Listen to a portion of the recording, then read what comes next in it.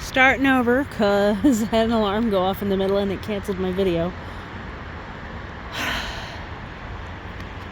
I'm home early because we had really, really high water in town. I was seeing pictures of people I live near, down near the bottom of the hill, that the water was getting real close to bridges, and I was feeling like if I didn't head home soon, I might not get to go home.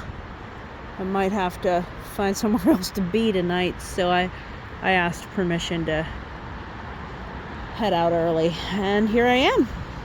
Daffodils are still absolutely going bonkers here. The river's super high, but the real risk is in the creeks, because the river has lock and dam management, and it doesn't get crazy high anymore. It's able to be managed upstream. But the creek that's the danger comes through here, and then right in here, let me move down a little bit actually, so the trees aren't as much in the way. You see that little scruff there? That's that sandbar that you usually can see, and it's barely just a few sticks above water right now. So, and boy, can I see that water is moving. It's coming out so fast. Holy cow. That water's cooking. It's cooking fast. So, also this morning, there was a lot of water in unexpected places. For example, right here, it's kind of good news that the overflow I created from the pond had gotten to here, and it had created just like a big puddle here. And I put a picture of that on my Instagram. Today is April 2nd, 2024. And so I'm thinking that I might need to dig and loosen the soil and give access into this trench here, because it then slopes down here, to allow the water the whole way into this system over here, because it's always so dry over here. And I have elderberries here, and the elderberries are just heckin' sad. So this water barrel, it reached overflow. It doesn't always, and it filled up the pond, and that's why this got all that water. So since we got that, we'll go through the porch a little bit. There was standing water about an inch of depth to about here, and I think that's because the part where the tire was just got loosened up. From here over where the tire wasn't, I have that sill compacted like a bump with clay that came from below. Oh, Kitty's saying hi. That came from below the soil level for the pond. So if I keep digging the pond, I can get more clay, and I can fill that and get that so that it's not gonna push the water up onto the porch as much. Last night's storm. Yeah, where are you? Are you up? Or are you down? You're up. Hold on. Beep, beep, beep, beep, beep, beep, beep, beep, beep, beep. There's the baby.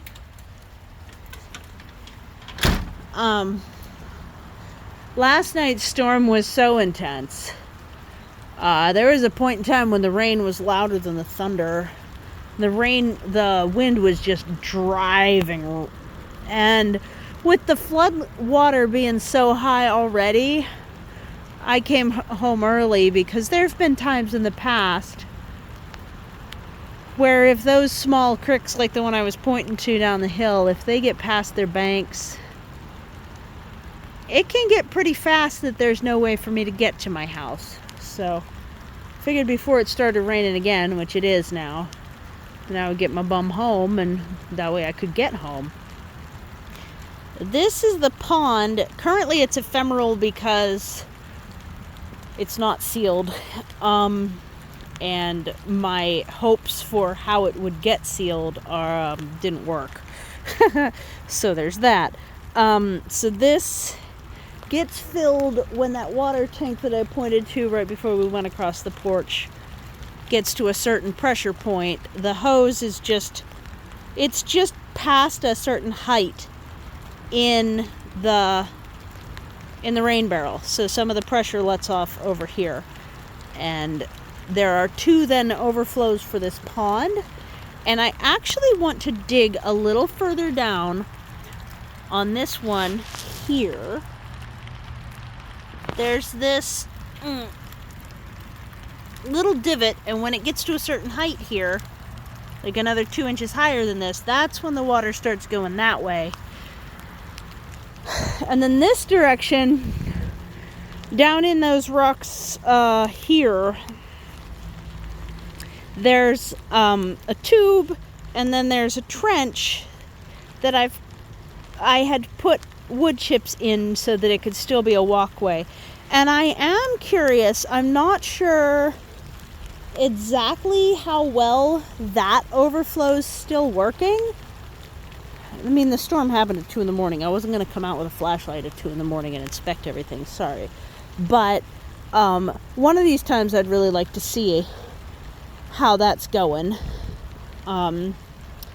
Because ideally this goes, and I'll show it. Can you see the path?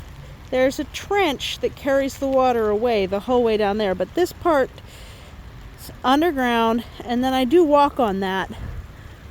And I could use some more wood chips there, actually. And the wood chips are sinking down because they're rotting down. And it's just, yeah, so I don't know. I think in time I'm going to need to either backfill with more wood chips or dig it out again, put down some tubing at the bottom, like drain tile type of tubing, and then put the wood chips on top. I'm not sure which I'm going to have to do, but I think something is going to have to happen to keep this open long term for quickly carrying the water away in this direction. Now, the porch floods because the water comes down here, and I think part of the reason the water comes down here is because this side of the pond isn't sealed, and this is taller than the path, and I think it's seeping through. So I think having 2 overflows, lowering the water level in here to the point that it's at right now, rather than trying to maximize the height of the pond, maybe go ahead and let it be this low and then have this be the water level that it holds. With that, I think I'd be able to actually really reduce the flooding on the porch properly. But I could be wrong. So yeah, so there's that. You can see here that there is still some puddling. It drains away, it does. But this part down here is dry, give or take a little.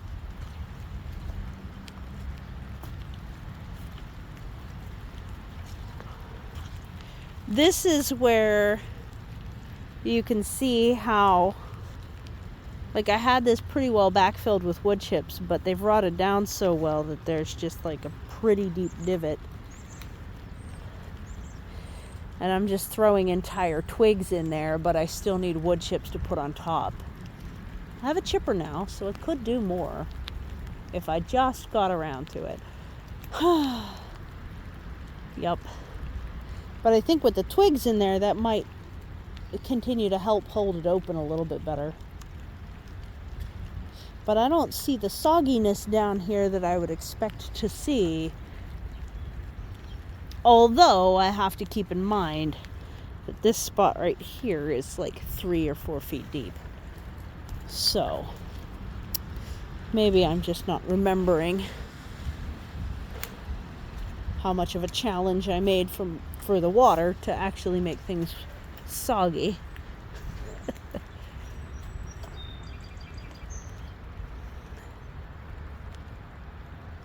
Yep.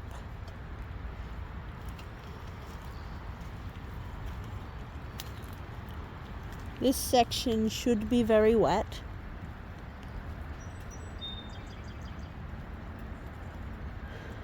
Does seem like things are very happy down here.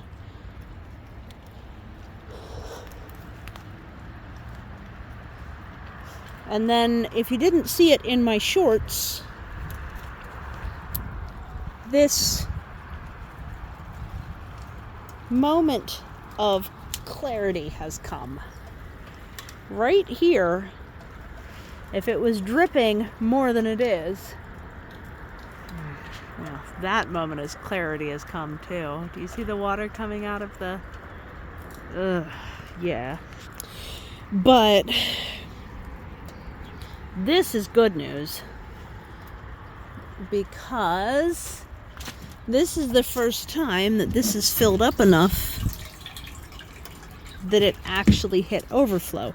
And the reason it doesn't fill up enough to hit overflow is because this hose takes the water over to the persimmon, which I should check that it's actually at a level where that's happening. And the level of the persimmon hose let off has been keeping this at about here. So it takes a pretty significant surge where this isn't enough pressure let off to contain for it to actually reach this. But let's see how this tank's doing, because we were about up to here as far as full when I left this morning, 10 a.m. But it's still in an overflow state, and it might have been for a lot of the day.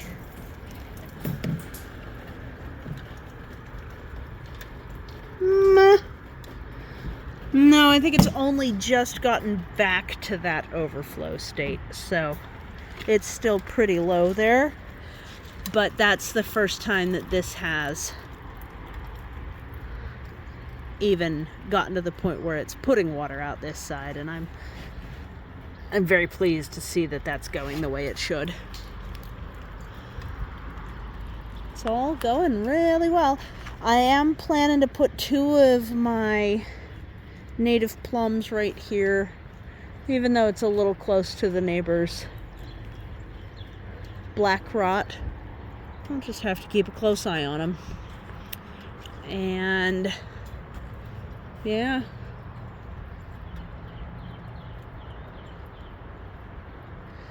there's really not much as far as trenching through here. It takes a turn there and then levels right here. And I guess, given how soggy this is, it might be bringing water the whole way. But yeah, I do think that having the water overflow go the whole way there, and then having this overflow take it almost to the street, because there's a hose on the far side of that taking it almost to the street, I think that's going to reduce the amount of water my basement takes on, but I do have to go down and check the basement. And the sump pump's ephemeral pull is doing well down here. See? That's sump pump water.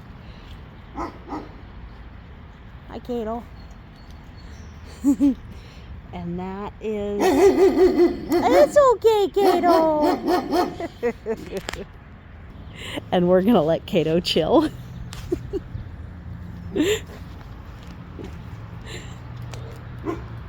Yeah, that's Kato, the neighbor pup. So, yeah, this actually might be getting a bit more water than I thought. And it might be worth putting a trench down this road, this one. Just a little bit more defined down here might help a lot. I might have done. I don't remember. I gotta go back to my Earthworks videos and review them. This is going in a playlist called Water Management. And there is a playlist called Water Management that shows the projects and the evolution of how I handle water here. Because the trick, although I'm at the top of a cliff, there's another 200-foot rise up that way. And I'm the first flat spot. So I do get a lot of water. We all do up here. Our basements get pretty wet. Oh, look! Mushrooms! I gotta get in there and take that before it's full of bugs. Nice. Are there more? It overwintered. That's great. That's from those mushroom blocks that I got at the mushroom farm that puts them out for free when they're spent. That's cool. Yep. Very exciting. So, yeah, that's what's going on here. Hope you're staying dry. Hope your structures are safe. And, yeah. Take care. Bye.